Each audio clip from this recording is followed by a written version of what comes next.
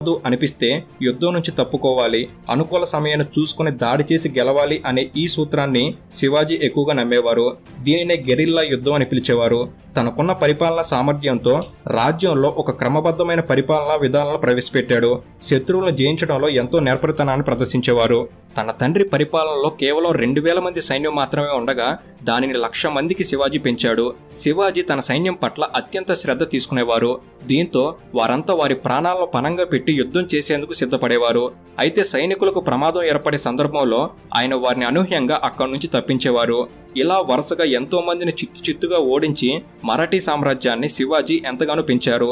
ఇదిలా ఉండగా 1660లో ఔరంగజేబు తన మేనమామ అయిన షాయిస్తా ఖాన్కు 1,00,000కు పైగా బలమైన సైన్యాన్ని, ఆయుధాలను ఇచ్చి శివాజీని ఓడించి ఆ ప్రాంతాన్ని స్వాధీనం చేసుకుని రమ్మని పంపించాడు.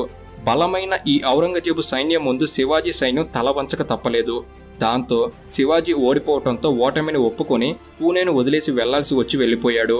గెలిచిన ఔరంగజేబు మేనమామ షాయిస్తా ఖాన్ పూణే నగరమంతా ఆక్రమించి ఎప్పటికైనా శివాజీ మెరుపుదాడి చేస్తాడని గ్రహించి పూణే నగరమంతా చాలా కట్టుదిట్టమైన భద్రతను ఏర్పాటు చేశాడు.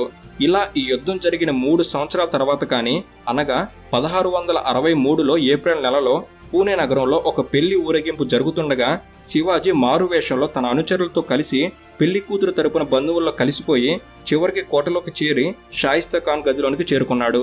ఇక శివాజీ షాయిస్తా ఖాన్ పై దాడి చేయగా శివాజీ కత్తివేటుకు షాయిస్తా ఖాన్ 3 వేలు తెగి కింద పడ్డాయి. దాంతో వెంటనే షాయిస్తా ఖాన్ పక్కనే ఉన్న కిటికీలోంచి దూకి తన ప్రాణాలు రక్షించుకున్నాడు. ఇలా చివరికి తిరిగి శివాజీ తన సామ్రాజ్యాన్ని దక్కించుకున్నాడు. ఇక తర్వాతి సంవత్సరం అనగా 1664లో సూరత్ నగరం ప్రధాన వ్యాపార కేంద్రంగా ఉండటంతో శివాజీ సూరత్ పైన దాడి చేసి మొఘలుల ధనాన్ని, ఆయుధాలని దోచుకున్నాడు. ఈ దోచుకున్న మొఘలుల సంపదతో కొన్ని